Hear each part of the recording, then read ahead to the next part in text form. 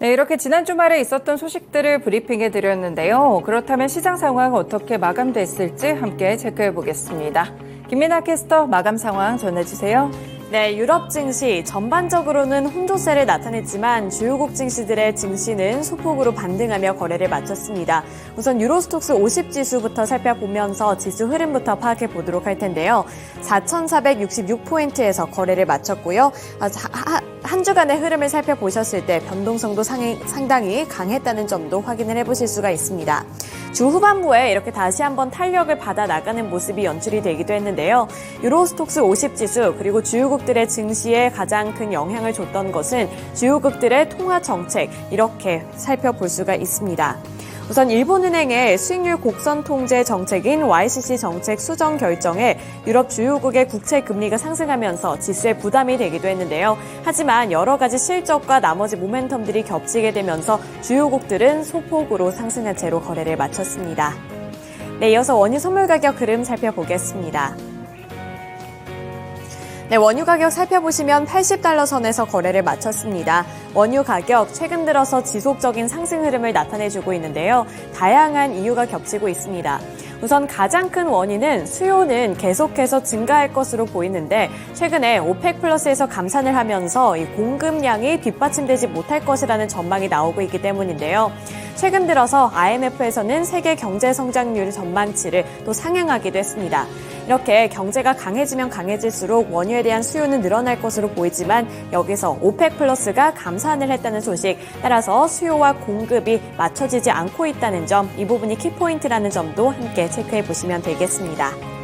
네, 이렇게 원유 선물 가격 흐름과 유럽 증시 마감 상황 함께 전달해 드렸고요. 이어서 미국 증시 마감 상황은 SH 인베스트먼트 김선영 연구원 통해서 들어보겠습니다. 네, 연구원님 안녕하세요. 네, 안녕하십니까?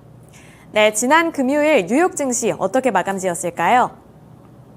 예, 미국이 인플레이션이 둔화되고 있다는 분석 속에 지난 금요일 뉴욕 증시는 3대 지수 모두가 강한 상승세를 나타냈던 가운데 지수별로는 다우 지수가 0.5%, S&P 500은 0.99, 나스닥이 1.9, 러셀 2000이 1.36% 각각 상승했으며 지난 한 주간으로 다우 지수는 0.66, S&P 500은 1%, 나스닥은 2% 각각 상승하며 한 주를 마쳤습니다. 연방준비제도가 선호하는 6월 PCE 물가지표가 지난해 같은 기간보다 4.1% 오르는 데 거쳐 전달에 4.6%에서 크게 둔화되며 2021년 9월 이후 최저치를 기록했는데요. PCE 물가가 주목받는 것은 연준이 통화정책을 펼 때 주로 참고하는 지표이기 때문으로 연준은 경제 전망을 할 때 소비자 물가지수인 CPI가 아닌 PCE 전망치를 발표하면서 특히 지난달 CPI와 생산자 물가지수 PPI에 이어 이번 PCE 물가지수까지 떨어지며 물가 완화 전망은 더 커질 것으로 보입니다.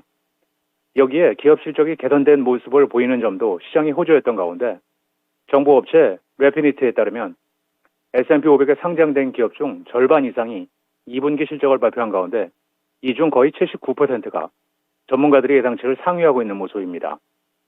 지난 금요일 대부분의 업종이 상승했던 가운데 유틸리티와 부동산이 소폭 하락했고 벤치마크인 10년 만기 국채금리는 전일 대비 하락한 3.969%, 증시의 공포지수인 변동성 지수 빅스는 7.5% 급락했으며 특징 종목들을 보면 3분기 만에 흑자 전환에 성공했다고 발표한 반도체 업체 인텔이 6.6% 급등했으며 스트리밍 업체인 로쿠는 시장 예상치를 웃도는 매출과 순이익을 발표하며 무려 31%의 폭등세를 보인 반면 태양광 인버터 제조업체인 엔페이즈 에너지는 3분기 매출 전망이 예상치를 하회한 데 따른 실망 매물이 쏟아지며 7.5%의 하락으로 거래를 마쳤습니다.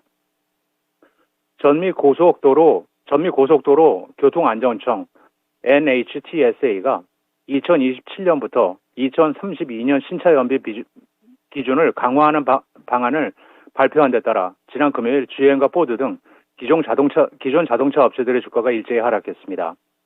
지금은 2026년 자동차의 경우 갤런당 49마일을 기준으로 제시하고 있지만 기준이 바뀌게 되면 2032년 모델은 갤런당 58마일, 즉 연비를 18% 넘게 끌어올려야 하며 2027년 모델부터 승용차 연비는 연간 2%, 픽업 트럭 연비는 연간 4% 개선되어야 하며 2030부터 35년 상용 픽업 트럭과 작업용 배는 매년 연비를 10%씩 개선해야 합니다.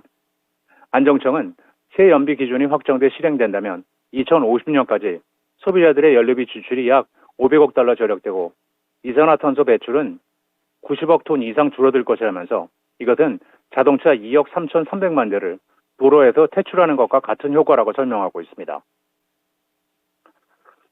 토요타 자동차 그룹이 올 상반기 전 세계 자동차 판매 대수 기준으로 4년 연속 1위 자리를 지켰다는 소식입니다. 토요타가 지난 28일 발표한 그룹 전체 올 상반기 자동차 판매 대수는 531만 9천 대였는데요. 지난해 같은 기간과 비교해 5.5% 증가한 것으로 이것은 2위인 독일 폭스바겐 그룹의 437만 2천 대를 크게 웃도는 수치였으며 토요타를 포함한 일본 자동차 업계 8개사의 판매 대수는 1199만 4천 대로 지난 같은 기간 33.1%가 증가한 것으로 집계되고 있습니다. 하지만 전기차 개발에서 한 발 늦은 일본 자동차 업체들은 전기차 위주로 시장이 변화하는 일부 나라에서는 판매가 뒤걸음치는 모습을 보이고 있는데요. 신차 중 EV 비중이 30%를 넘는 중국 시장에서는 닛산 자동차의 올해 상반기 판매 대수는 35만 8천 대에 그쳤고 이는 1년 전보다 24% 이상 줄어든 것이었으며 혼다는 22%, 미쓰비시는 37% 줄어드는 등 판매량도 큰 폭으로 감소하고 있습니다. 한편 글로벌 판매 대수만 놓고 보면 토요타가 세계 1위를 지켰지만 영업이익 기준 한국의 현자동차 그룹이 지난 1분기 토요타를 앞질렀는데요. 현대차 그룹의 지난 1사분기 영업이익은 6조 4,667억 원으로 토요타를 넘어섰습니다. 향후 5년간 인도에 4억 달러를 투자하고 기술 허브인 벵갈루루에 최대 규모의 디자인 센터를 건설할 것이라고 발표한 반도체 업체 어드밴스 마이크로 디바이스의 주가가 지난 금요일 1.67%가 상승한 112달러 96센트의 거래를 마쳤습니다. AMD 이번 발표는 나란드라 모디 총리의 고향인 구자라트주에서 시작된 연례 반도체 컨퍼런스에서 최고 기술 책임자인 마크 페이퍼마스터에 의해서 이루어졌으며 AMD는 올해 말까지 벵갈루루에 새로운 디자인 센터 캠퍼스를 열고 5년 안에 3,000개 이상의 새로운 엔지니어링 일자리를 창출할 계획으로 알려지고 있습니다. 마지막으로 내일은 공급관리자협회 시카고 지부의 7월 관할 지역 PMI가 발표되며 시장 예상은 41.5이며 이어 달라스 연방은행의 관할 지역 7월 제조업 지표가 이어지고 핀트레스트, 다비타 잉크, 줌 인포 테크놀로지스, 트랜스오션, 사이먼 프로퍼티스, 제임스 리버 그룹, 다이먼드백 에너지, 윌리엄스 컴퍼니, 에이비스 버젯, 소파이 테크놀로지스, CNA 파이낸셜, 글로벌 페이먼스, J&J 스낵푸드, 염차이나, 오메가 헬스, 레티스 세마이컨덕터, 그리고 아발론 베이 커뮤니티스가 지난 분기 실적을 발표합니다. 네, 이렇게 미국 증시 마감 상황까지 함께 들어봤습니다. 오늘 말씀 고맙습니다. 네, 감사합니다. 네, 이어서 지난주 금요일 시장 국내 증시는 어떻게 마감을 지었을지 함께 살펴보도록 할 텐데요. 우선 코스피 지수 이틀 연속으로 상승 마감에 성공했습니다. 0.17% 상승한 2,608포인트의 종가를 형성했는데요. 개인 투자자들 그리고 외국인 투자자들의 수급이 몰리면서 이렇게 상승세로 거래를 마쳤습니다. 다만 기관 투자자들의 수급은 지난 금요일 시장에서도 빠져나갔는데요. 기관 투자자들은 4,564억 원을 매도했습니다. 업종별로 살펴보면서 어떠한 흐름이 나타났는지 함께 포착해 보도록 할 텐데요. 우선 전기전자 섹터 내에서 반도체 투톱 엇갈린 주가 흐름을 나타냈습니다. 우선 삼성전자는 소폭으로 조정을 받으면서 1%대 약세를 기록을 했고요. 1.53% 하락한 76,600원의 종가를 기록했습니다. 장 초반부터 마감 때까지 낙폭이 더욱더 커지는 모습이 연출이 됐었는데요. 따라서 71,000원 선까지도 이탈하는 모습이 연출이 됐습니다. 다만 SK하이닉스 3%대 강세로 거래를 마쳤습니다. 주가부터 살펴보도록 하죠. SK하이닉스 3.23% 강세를 기록하면서 12만 8천 원을 기록했는데요. 장중에는 12만 9천 원 선까지 올라가면서 52주 신고가를 경신해내기도 했습니다. 장 막판에 살짝의 탄력이 둔화되기는 했습니다만 여전히 12만 8천 원에서 고점 부근에서 종가를 형성해내는 모습이 연출이 됐는데요. 이 SK하이닉스 사실 실적 자체는 부진하게 나왔습니다. 계속해서 적자를 기록하고 있다 이러한 평가를 받았지만 기대감을 유입시켰던 것은 이 실적이 아니라 AI 시장이 확대가 되면서 여기서 SK하이닉스가 HBM 수혜주로 여겨진다는 점이 가장 큰 기대감을 불러일으켰던 요소였는데요. 우선 AI 반도체 시장의 핵심인 HBM 부분에서 SK하이닉스가 한 발 앞서자 외국인 투자자들의 집중적인 매수세가 나타났습니다. 외국인 투자자들은 최근 들어서 3거래일 연속으로 SK하이닉스를 집중 매수하고 있다는 점도 체크를 해보시면 될 것 같은데요. 시장 조사 기관에 따르면 SK하이닉스가 AI 시장에서 HBM 시장에서 1위를 기록을 하고 있다고 하는데요. 시장 점유율이 50%에 달하는 수준으로 업계에서 1위를 기록하고 있다는 점이 부각을 받으면서 투자자들의 매수세가 집중이 됐습니다. 네, 이어서 2차 전지주들 살펴보도록 하겠습니다. 우선 전기전자 섹터 내에서 2차 전지 셋업체들 오르기는 했습니다만 나머지 2차 전지주에 비해서는 약간은 부진한 모습이 나타났는데요. LG 에너지솔루션이 0.37% 소폭으로 올랐고요. 삼성 SDI도 0.15% 소폭 반등을 했습니다. 다만 LG화학이 1%대로 아직도 약세 흐름을 기록하고 있는데요. LG화학 1.22% 빠졌습니다. 다만 여기서 눈여겨보시면 좋았던 부분이 포스코 그룹주들의 반등이었는데요. 그 전 거래일까지만 하더라도 이 포스코 그룹주들 굉장히 큰 폭으로 하락을 했습니다. 다만 금요일 시장에서는 다시 한번 이 반발 매수세 그리고 저가 매수세가 유입이 되면서 포스코 그룹주들 일제히 반등을 했는데요. 주가부터 함께 살펴보도록 하겠습니다. 포스코 퓨처엠이 4.94%로 5% 가까이 드는 상승률을 나타냈고요. 종가 확인해 보시면 51만 원 선까지 다시 한번 올라서는 모습이 연출이 됐습니다. 51만 원 선이라고 하면 고점 부근에서 이렇게 종가를 형성해내는 바람직한 모습이 나타났다고 보시면 되겠고요. 장 초반부터 마감 때까지 상승폭을 꾸준히 확대해 나가는 모습으로 거래를 마쳤습니다. 또 그뿐만 아니라 포스코 홀딩스도 4%대 강세로 거래를 마쳤고요. 4.21% 상승한 61만 9천 원의 종가를 기록하면서 다시 한번 61만 원 선에 올라서는 모습이 연출이 됐습니다. 특히나 61만 원 후반 부근에서 종가를 형성하면서 62만 원 선을 다시 바라보고 있다는 점 체크해 보시면 되겠고요. 장중에 장 초반에 변동성이 상당히 있었습니다만 마지막에 가서 다시 한번 탄력을 받아나가는 모습이 특징으로 잡히고 있습니다. 또 포스코 인터내셔널이 20%대로 가장 큰 폭으로 올랐습니다. 20.12% 상승한 8만 원에 거래를 마친 모습이었고요. 마찬가지로 포스코 그룹주들과 비슷하게 이렇게 장 초반부터 마감 때까지 상승폭이 지속적으로 확대가 됐습니다. 그 밖에 소재 종목들 일제히 상승하는 모습이었는데요. 금양의 경우에도 13%대 강세를 기록하면서 13.64% 상승한 13만 4,100원의 종가를 기록했습니다. 또 코스모 신소재도 3%대 상승률을 나타내면서 3.88% 오른 17만 4,100원을 기록하면서 전반적으로 이렇게 2차 전지 셋업체들보다도 2차 전지 소재 종목들이 강한 흐름을 나타냈습니다. 네, 이어서 다음 섹터로 조선주들 살펴보겠습니다. 조선주들 살펴보시면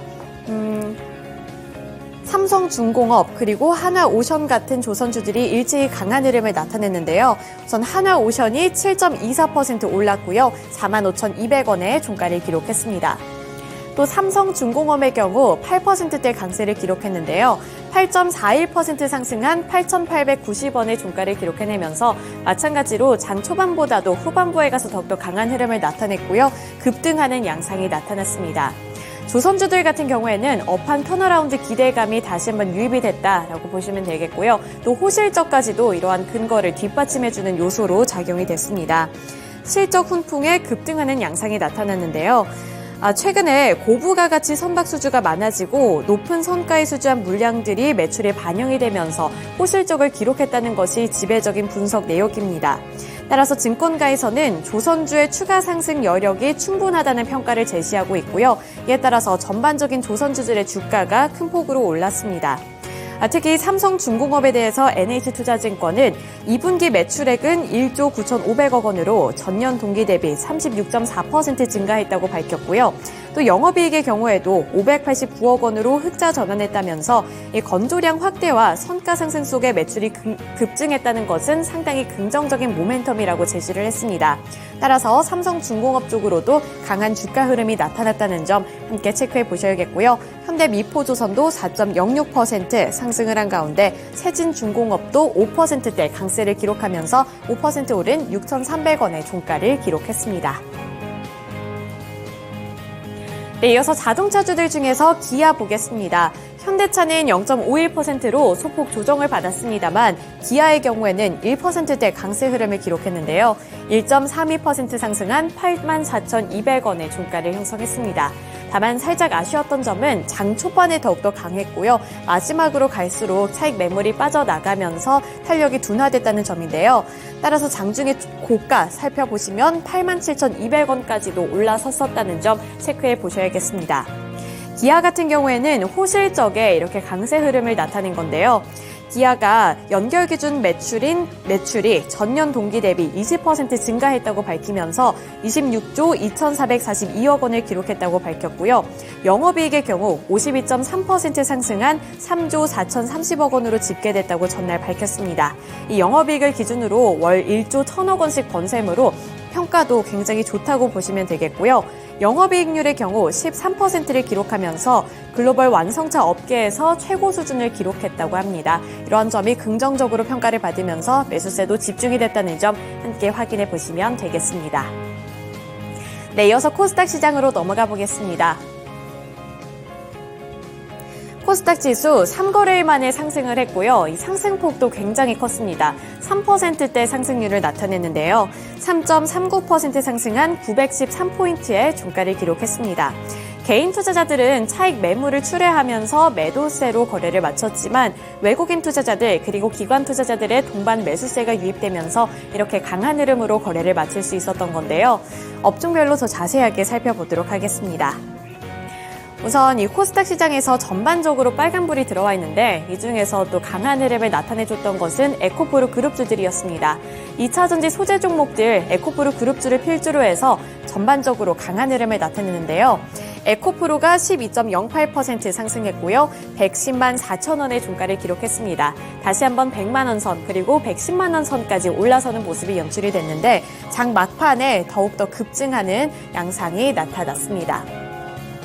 또 에코프로 BM도 8%대 강세 흐름을 나타냈고요. 8.23% 상승한 40만 7,500원을 기록했습니다. 장 초반부터 마감대까지 계단식으로 꾸준히 상승폭을 키워나가는 모습이 연출이 됐고요. 에코프로 그룹주들 쪽으로 저가 매수세 그리고 반발 매수세가 유입이 됐다는 점 함께 체크해 보시면 되겠습니다. 시장의 특징이기도 했고요. 전반적으로 시장을 봤을 때 2차 전지 중심으로 롤러코스터 장세가 이어졌었는데 그동안 급락했었던 2차 전지주의 거래량이 몰리면서 주가가 회복했다 이렇게 보시면 될 것 같고요. 2차 전지주로 집중이 됐던 수급이 잠시 동안 다른 쪽으로 이탈이 됐지만 그 안에서 다시 한번 이렇게 에코프로 그룹주들 그리고 소재 종목들 쪽으로도 돌아왔다는 점도 시장의 특징이 되겠습니다. 네, 이어서 반도체주들 살펴보겠습니다.